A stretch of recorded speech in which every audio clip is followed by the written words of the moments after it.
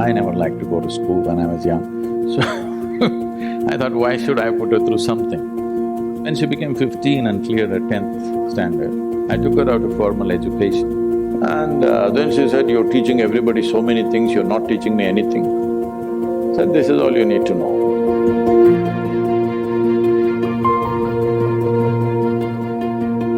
I had enough on my hands, so I never intended or thought we should have a child of our own.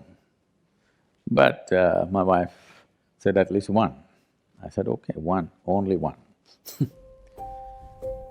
So that happened, and from the age of… when she was an infant, 3.5 months of age, I drove across South India with her strapped to my front seat of the car, me driving alone, just my one hand here, one hand on the steering wheel. This was the time we were building Isha Foundation, so I traveled extensively, and she was traveling with me when she was 3.5 months old infant. So first 4 years she grew up in the car with me and in many people's homes. So she met thousands of people and she learned how to become a part of any home, anywhere, whether it's the most affluent home in the world or, a tribal home where just about anywhere I stayed, I made sure that she was exposed to everything. I didn't want her to develop prejudices or privileges of, choices of where to be and where not to be. And by the time she was 3 years of age, she at least knew 1,000 people by name, whom she considered her friends, definitely not her age, all grown-up people. So the tremendous exposure to people, and I thought I won't send her to school because I never liked to go to school when I was young. So I thought, why should I put her through something? Then the only thing I could not provide her is children of her own age. So I put her to a school which is not so competitive, not so pushy. So I looked for a school which was started by J. Krishnamurti, and I put her there so that it's easy. And I said, further you go easy on my girl, because I'm not going to look at her report card. I'm not going to ask which rank you are. I'm not going to ask what are you going to become. So don't have to bother about her marks, her academics. If she plays, if she eats well, I'm happy, she's growing up, she must eat well. If she plays well, if she laughs, if she sings, if she dances, I'm fine. I'm not concerned about this because when I was in school, every test, I was very consistent. I always got 6 zeros because I never wrote a word on any page. If they insisted, I wrote my name, otherwise I wouldn't write. When the final exam came, I only worked for 35 and I always got 35, 36, I just calculated. I've never sat in an examination hall beyond 30 minutes. First bell, I'm always out. And I just calculated for what it takes to move on with my friends to the next class, and that's all I did. Why I'm saying this is, this whole thing I used to watch as a child. When the report card came every month, some children are crying in the classroom because they've got not the marks that their tiger parents want, and some are strutting around because they are first or second or whatever. Whenever the teacher gave me the card, this report thing, I just took it and gave it to my father. I never ever opened and saw, because I thought this is a transaction between the teacher and my father. I don't want to intrude and see what is going on there. So I particularly requested the principal of the school, don't worry about my girl's education, I just want her to be with children of her age group. She eats well, just make sure she eats well, that's my only concern. She eats well, she's playing, she's laughing, she's jumping and dancing, I'm fine with this. So when she became 15 and cleared her 10th standard, I took her out of formal education, and because it was her mother's dream and the girl also was very interested, I put her into dancing and she went into Bharatanatyam, and now she's one of the upcoming artists in the country.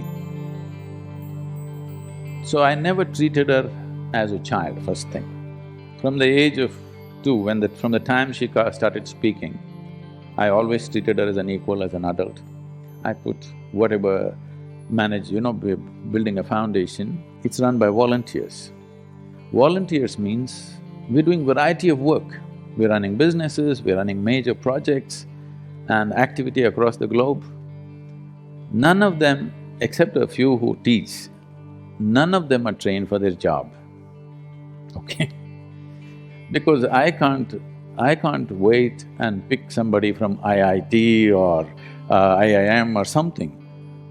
Those who get rejected by all of you, probably they come to me. Whoever comes, I take them and put them into this job, that job, all kinds of jobs. So what can be done with one word? I have to speak 100 words to make them understand, for them to stay on the job, to remain committed, to keep it going. And because they're volunteers, you can't fire them. You can't fire them for inefficiency or this or that. So whatever problems in the organization, in the management, in individual people's problems, adult problems, all kinds, I always, once in a way, I gave her one of the problem and said, what is it? She used to come out with incredible, her own childlike solutions, sometimes perfect solutions, sometimes something wacky. Around 12, 13 years of age, she came home one day and she was disturbed about something that she saw, something that happened at school. And then she said, you're teaching everybody so many things, you're not teaching me anything. I said, see, I am not known to teach anything unsolicited. Here you have come, now sit down. Said, this is all you need to know, you never look up to anybody. Eyebrows rising, that what about you? I said, especially me, because the value of who I am is only if you see me the way I am. If you look up to me, you will nail me to the wall and maybe smoke me, light an incense or put a mala around me and forget about me. This is not going to change your life in any way. You must just see me the way I am. You must see me just for what I am, then I'm of immense value to you. But if you look up to me, you will miss it. So never look up to anybody, never look down on anybody. If you do this one thing, you will see everything just the way it is. Only if you see things the way they are, you can navigate effortlessly, isn't it so? This is so with life also.